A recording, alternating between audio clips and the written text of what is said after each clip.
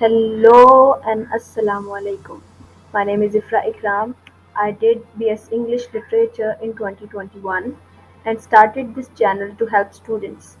I made this channel to take challenges to explain literature with different lenses. You are going to have every taste of literature from this channel. The name of this channel is English Literarians. So today we are going to discuss chapter 5 of Meatless Days by Sarah Soleri.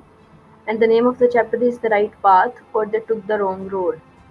अगर हम इस chapter के title को देखें तो हमें पता चलता है कि जो सारा सोलैरी है वो किसी चीज़ को रिप्रेजेंट कर रही है यहाँ पे। अगर हम इसके टाइटल को सिम्बॉलिकली देखें तो जो द राइट पाथ है वो हम कह सकते हैं कि उसका चाइल्डहुड है और उसकी जो पूरी लाइफ है अपने अपने घर में, अपने वालदैन के घर में, वो अपने बहन भाइयों के साथ वो उस चीज़ को राइट पाथ बोल रही है। और दे टुक द रॉन्ग रोड, यहाँ पे वो दे का लफ्ज़ यूज़ कर रही है, मतलब ये वो सारे लोग, उसके घर के सारे लोग, उसकी बहन है, उसका भाई, क्योंकि इस चैप्टर के अंदर उन सब से इसकी अलहदगी दिखाई गई है। अब इस चैप्टर तक पहुँचते हुए उसकी मदर भी फौत हो चुकी हैं और आप लोग जानते हो कि हम चैप्टर की समरीज नहीं कर रहे, ज़्यादातर हम उसको एक स्पेसिफिक लेंस जो कि डायस्पोरिक राइटिंग के तौर पे देख रहे हैं। तो इसलिए आप लोग इसको पढ़ सकते हो खुद भी कि उसकी माँ भी अब तक मर चुकी है और उसको डिफरेंट जो चीज़ें हैं वो सहने को मिली हैं और इस चैप्टर में वो जिक्र भी करती है।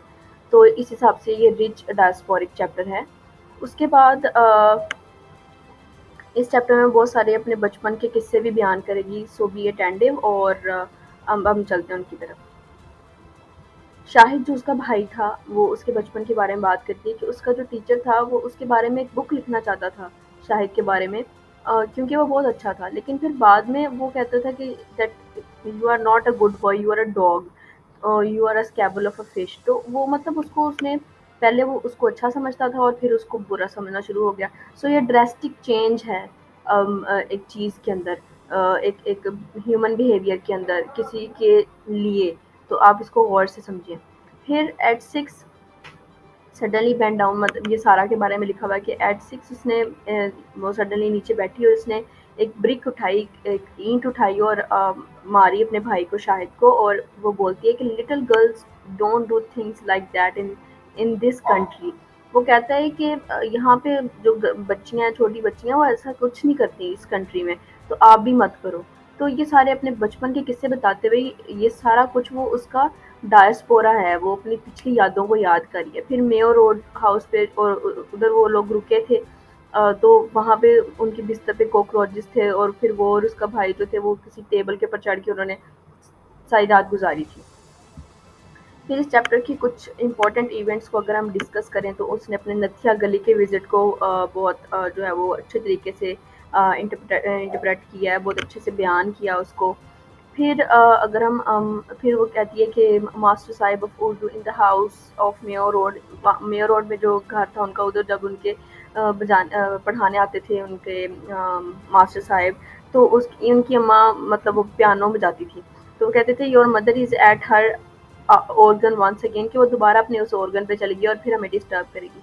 फिर अभी देखें, जब ये उर्दू के बारे में बात करिए तो उर्दू लैंग्वेज है और जो लैंग्वेज होती है वो डायस्पोरा की एक बहुत इम्पॉर्टेंट एलिमेंट होता है। तो आप ये देख रहे हैं कि ये डायस्पोरिक राइटिंग के तौर पे हमें कोटेशन मिल गई है और एक इवेंट मिल गया है।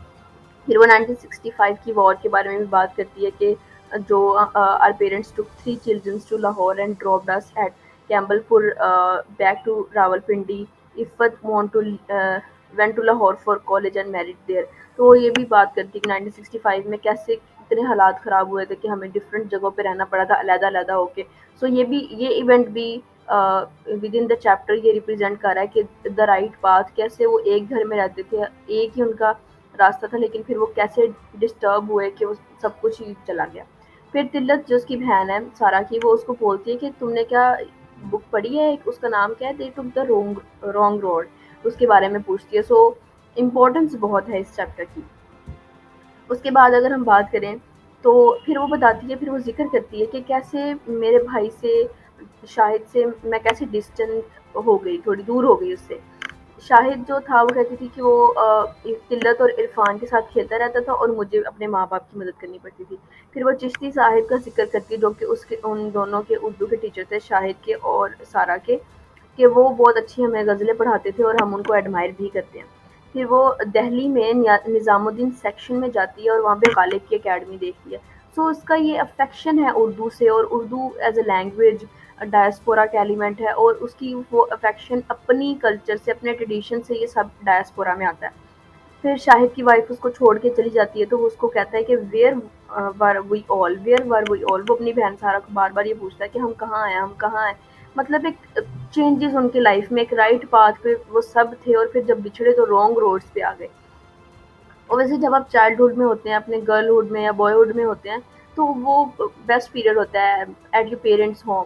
لیکن جب آپ وہاں سے علیحدہ ہو جاتے ہو، ٹوٹ جاتے ہو، تو پھر اوبیسلی، کیونکہ جب آپ میجورٹی کے راستے پہ چلتے ہو، علیحدہ ہو جاتے ہو، تو آپ کو رونگ روڈز ملتے ہی ملتے ہیں لائف میں. پھر ایٹ ولیم ٹاؤن شاہد سیٹ وی آر لاسٹ سارا وی آر لاسٹ. اچھا، یہاں پہ اس کوٹیشن کو بتانے سے پہلے میں آپ کو یہ بھی بتاتی چلوں کہ جو شاہد تھا وہ صرف اس سے ایک بار ملنے آیا تھا اس کی شادی کے بعد، اور اس کی سیٹلمنٹ جب باہر ہوئی تھی تب. تو اب وہ ولیم ٹاؤن میں ہی بس اس سے ایک بار ملنے آیا. تو یہ وہاں کا واقعہ ہے جب وہ اس کو کہتا ہے کہ وی آر لاسٹ سارا وی آر لاسٹ. اچھا، وہ یہ بھی نہیں کہہ رہا کہ آئی ایم لاسٹ، وہ کہہ رہا ہے وی آر لاسٹ، یعنی کہ وہ سب کے بارے میں بات کر رہا ہے. اس کوٹیشن کو ہم اس طرح سے بھی دیکھ سکتے ہیں کہ